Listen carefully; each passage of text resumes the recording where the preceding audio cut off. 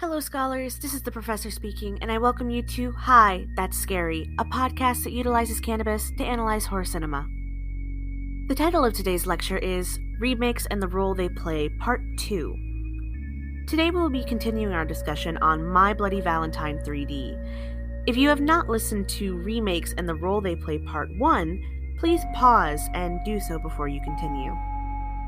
Last lecture, we finished on Tom and Sarah's emotionally tense meetup, followed by Axel receiving Irene's heart in a Valentine's box. We go to Tom entering a town bar, and he is promptly punched by a man named Hinch. What a great way to start, isn't it? As they're being separated, Hinch tells Tom that Warden is back because of him, that Warden wants him. Make note of that, I'm going to touch on it again later. There ends up being a bit of a mini bar fight, and Tom is helped by former Sheriff Burke to get out of it. Burke pulls Tom to the side, and he immediately starts victim blaming. He points out that it was Tom's mistake that led everything to happening, and Tom rightfully points out that Warden killed those people and not him. Imagine how much therapy this man needed to be able to get to that place. At this point, I'm on Tom's side, because he's right. He fucked up, but he didn't kill those 5 minors, and he didn't kill the people the night of the massacre. Tom continues his point by calling out that Burke was the sheriff when Warden did his thing, which is low. Like, Tom, you've been gone for a decade. You don't know if they blame him or not. It's entirely possible that they did, but he's actually been around the past 10 years to redeem himself in their eyes. Burke even looks a bit wounded by the remark and reminds Tom that he's one of the few people on his side. Tom leaves the bar. Axel's sitting at home rewatching the Irene footage. Sarah comes in, and Axel ends up confronting her about Tom. He's questioning if she still has feelings for the guy she dated a decade ago. And when she gets defensive, I don't blame her. He literally has no reason to think that she still has romantic feelings for Tom. She is whole-ass married to him. He's also trying to convince her that Tom's the killer in the same argument, which is definitely how you want to do that. Axel pulls out the picture of Sarah and Tom from that night that Sarah had kept in a drawer as a way to prove his point. Sir, of course she kept that picture. Tom didn't break up with her. He literally disappeared and abandoned her. She likely mourned the loss like a death. To be upset over her owning a picture of her ex that she loved a whole decade ago, while he's busy porking some teen 20-something in his fuck cabin, is peak hypocritical bullshit. Sarah, honey, divorce him. He sucks. He uses that moment to show Sarah Tom appearing on the video footage passing by Irene's room to rub in that he's right while trying to mask it as him being worried about her. It's gross. Axel's gross. The next morning, when Sarah is opening the grocery store, Tom appears suddenly, startling her. He wants to talk and convinces her to take a walk with him to do so. Sarah is visibly wary, and remembering her and Axel's talk the night before, don't blame her. And this is creepy. He waited out in front of her job and says that he made sure to get there early. He makes it seem like it's because he didn't want to make her late while still giving time to talk, and that is very likely what he intended. The issue is that Sarah is a woman, alone, in the early morning, opening up her workplace when she is suddenly approached by her ex-boyfriend from 10 years ago that she definitely still has unresolved trauma with, and essentially is coerced into taking a walk with him because she doesn't have an excuse to not go with him since he arrived so soon. So they go on the walk, and the talk doesn't go very well. The whole thing with Tom selling the mines comes up, and Sarah essentially tries to make him feel guilty for it, like everyone else. And it doesn't make sense. I can't make it make sense. Why are these people so upset about him selling when they already hate him, and if he didn't sell, they'd be working under him?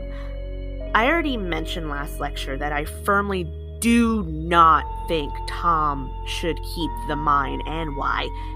So I need someone to explain to me, like I'm 5, why they're so pressed about this. I understand the livelihood of your town is at stake, but if Tom keeping the mine is the best solution, then they were doomed anyway. Please show me one sequence in this movie where that man can tell me what a quarterly report looks like and what the contents of it actually means, and I'll agree he's being an asshole by selling. Until someone can provide me with that information, I can easily conclude that Tom would not be able to effectively run the mines, and they probably would have closed within a few short years. It's a shitty situation, but he's not making the wrong decision by wanting to sell. Sarah and Tom's conversation ends. Tom goes to the mines to talk with Ben. The miners working all quite clearly do not like that Tom is there. I get they have reasons not to like him, but then why they want him to be their boss? Scholars, your professor was quite confused by this, and I still can't figure it out. Anyway, Tom suits up, as you are supposed to when entering a mine, and goes down with one of the men that very visibly is not cool with him. They go down the mines and they end up in an area where there's few people, so you know where this is headed. There's a brief flashback that Tom ends up having for the day of the mine collapse. Tom and Harry Warden had actually gotten into an argument right before, with Tom yelling at him that he knew how to do his job. Then things went boom. This flashback really made me squint. Because, well, Tom obviously has fault in the situation. The fact that everything that happened from the explosion to the current time period of the film is getting piled on this dude who was maybe 20 when things originally went down. Hell, according to that flashback, he was there when it happened. So it's not like he forgot about draining the lines and went home. He was there, too. Adding to that, aren't there usually 2 people in charge of things like checking the lines? In the original film, which I will be discussing more later as well, two supervisors were in charge of the lines, and they both dropped the ball. Why was it only Tom whose responsibility it was to drain them? What I'm trying to ask here is, where was his spotter? Because if he was the only person who was supposed to work on that, the town should be blaming his dad and not him. In high-risk jobs like this, pushing that level of responsibility onto one person who is also juggling other responsibilities of the job is, quite frankly, negligent in my opinion. I also want to make clear that I'm not trying to absolve Tom of a responsibility. He didn't do his job in the way that it needed to be done, and there was a workplace accident because of it. But this accident and Tom's epic ball drop is indicative of a problem with the higher ups. So everyone pushing all of the blame on Tom left a bad taste in my mouth, especially after that little clip. Back to reality, we've got Tom in the mines with the dude that don't like him. and the area is fairly empty. Tom actually ends up alone. Is that going to be a recipe for disaster? Yes, indeed. We've got more death. The miner, the killing one, not the salty unnamed dude that escorted Tom, decides this is the perfect time to say hi. The miner attacks Tom, but doesn't kill him. He just gets a cut on his arm.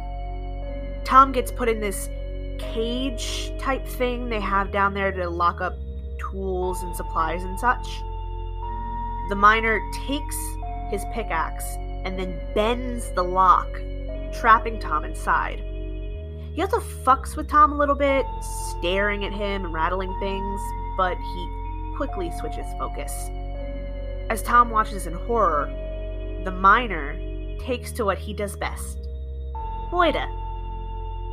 The guy that didn't like Tom is back, and he and the miner have a fight. The miner wins when he stabs the guy in his dome with a pickaxe. And then he disappears before the other miners, having heard screaming, come to check out what's going on. They find Tom locked in the cage and the dead guy, so there's already yelling and speculation, even though Home Dude was literally locked in a box. But there's a jump to the hospital where Tom is getting stitches for his wound. Ben and former Sheriff Burke are there as well. Tom is, understandably, freaking out.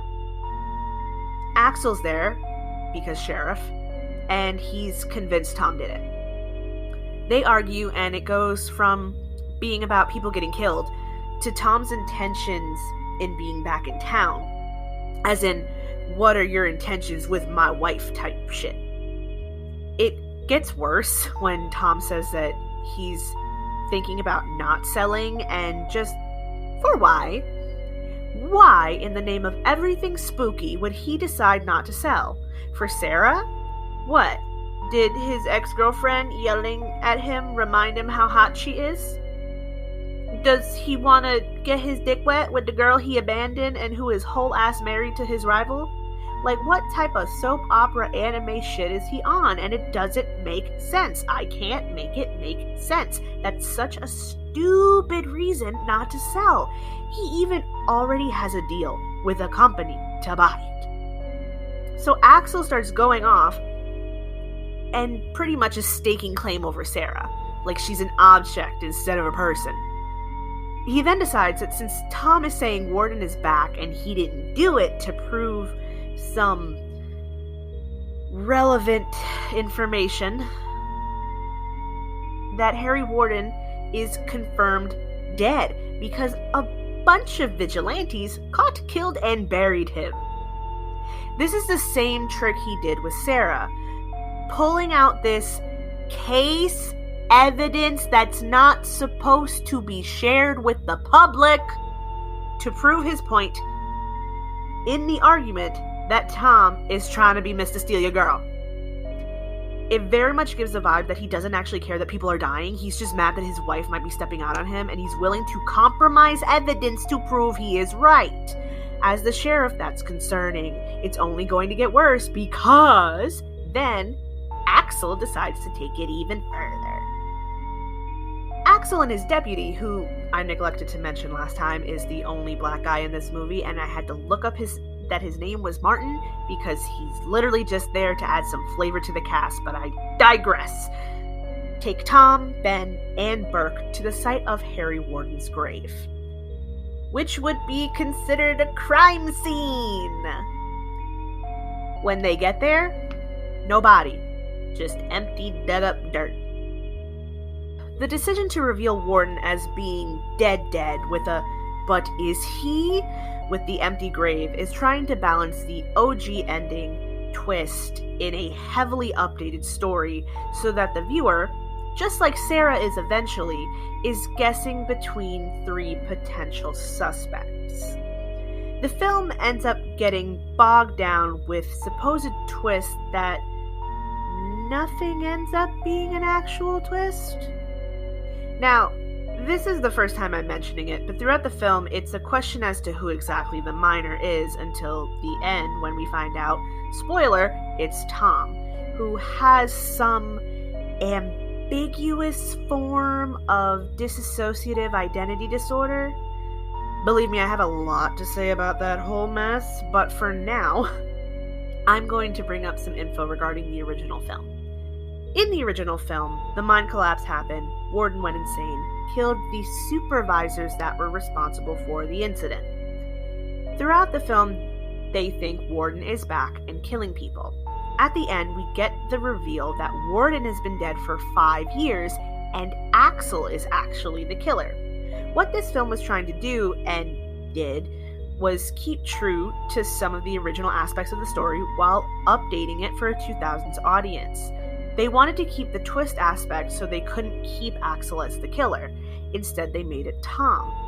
I want to circle back to the bar fight when Hinch says that Warden is back because he wants Tom. Him saying that is an allusion to the supposed war going on in Tom's mind between himself and Warden. Warden is back because of Tom, because Tom is Warden. Warden wants Tom because Warden wants to be the dominant personality, effectively killing him in a sense. Combine that with the visual shot of Tom and Warden looking at each other while Tom's in the cage earlier on, because the Tom personality is in a mental cage. The empty grave that Tom is standing at with the others can be interpreted as a metaphorical resurrection that most won't notice until at least the second watch. That is part of the beauty of a remake. In trying to retell the story, the writers have made these really interesting choices that end up forming a much deeper picture than expected, and I believe they intended. Back at the station, Axel is interrogating Tom. Tom denies killing anyone. Axel keeps asking questions, normal interrogation things, although there's very clear hostility. Tom then decides to lose his damn mind, apparently, because once he grows tired of being accused of murder, he says to Axel, "You know she settled for you, right?" Scholars, the noise I made, that was wild out of pocket for no reason. Axel does what's expected of him as a character and punches Tom. Deputy Martin comes in and stops the fight because it was proven that Tom was locked in the cage and he couldn't have done it. Knowing what we know about the rest of this film, we know that's evidently not true. So we have the first set of yikes with the fact that they were grilling him for killing people when he was locked in a cage. But then the fact that they ended up being wrong and he locked himself in there. This whole scene is a wonderful combination of our favorite horror staples: inept law enforcement and police brutality. Tom and Ben leave the station. Tom doesn't want to leave town. Ben points out the situation that's going on to try to convince him to. Tom shoots back, reminding Ben that he's also a potential target with his having helped, quote-unquote, try to kill Warden. Tom leaves. Tom goes to the mines again. He's looking around and he sees a light. The miner's headlamp helmet.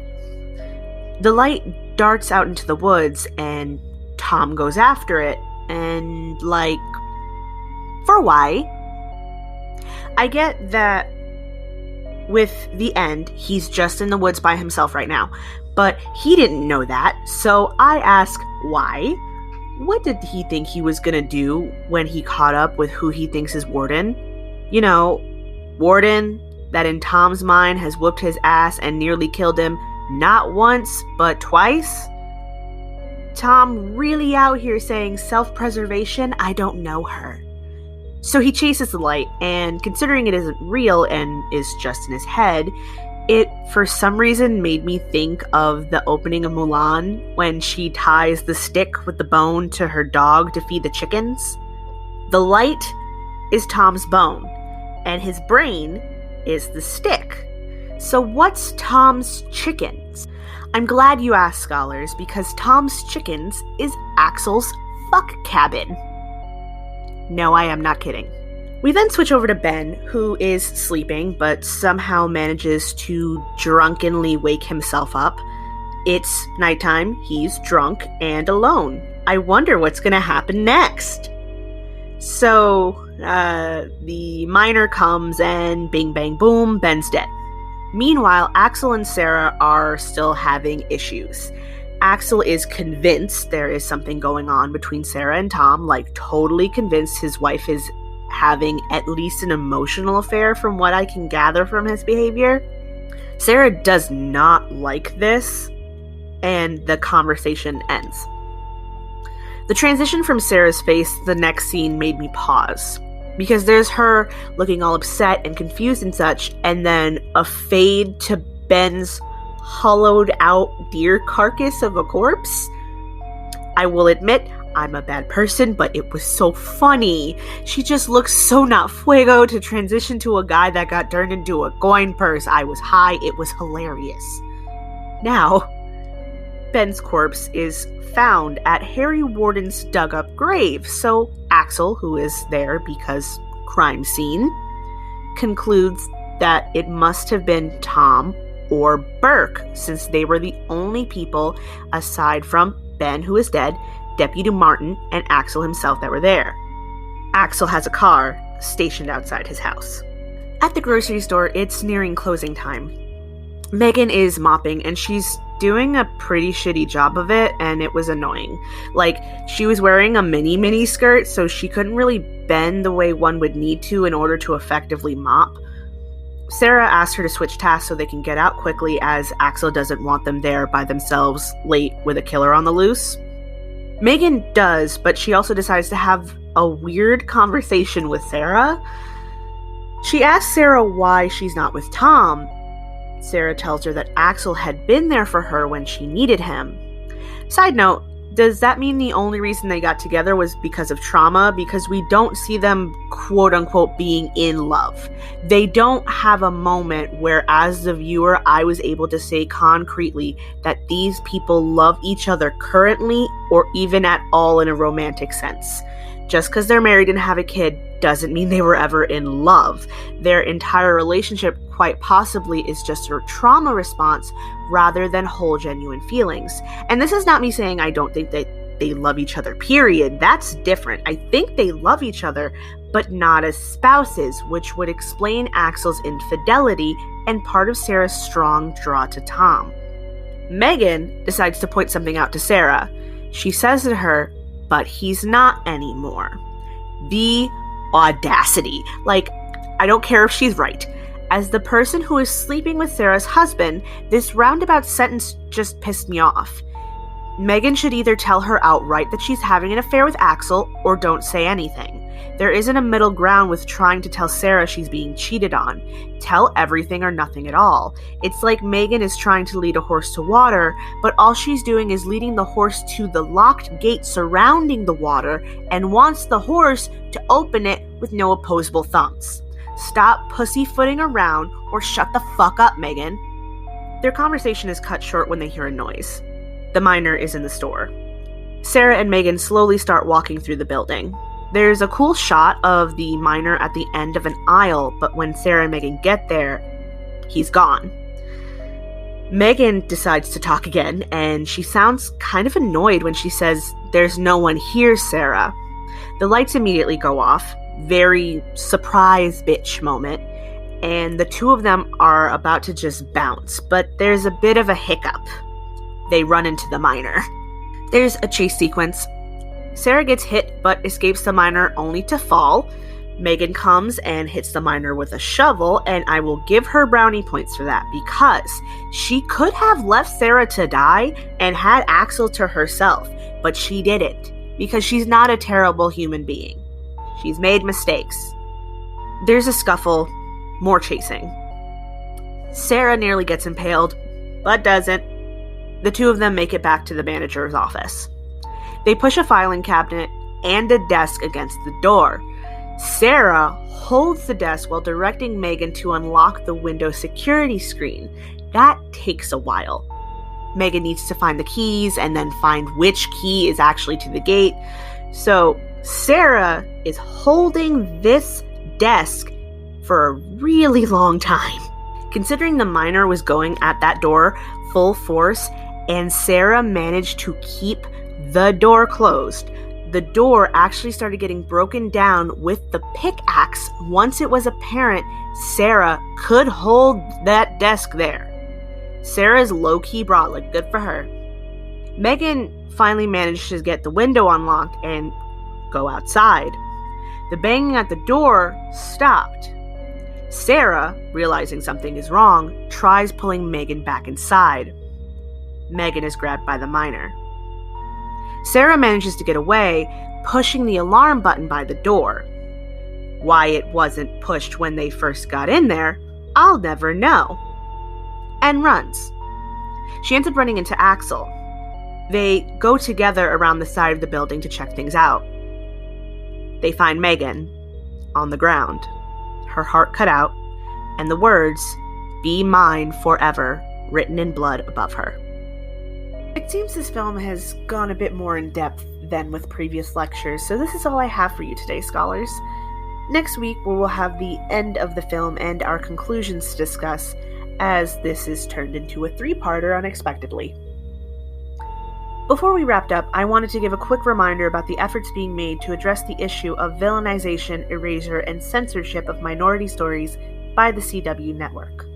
We will be providing a link in the description to a Google document that is listed currently about 500 instances of mishandling of minority representation across 17 shows on the network. We don't want them to keep adding to the list. This week, right now, February 1st to the 7th, please do not stream CW content or engage with their social media. It would be a tremendous help. Tune in next week for Remakes and the Role They Play Part 3. Until then, stay scary.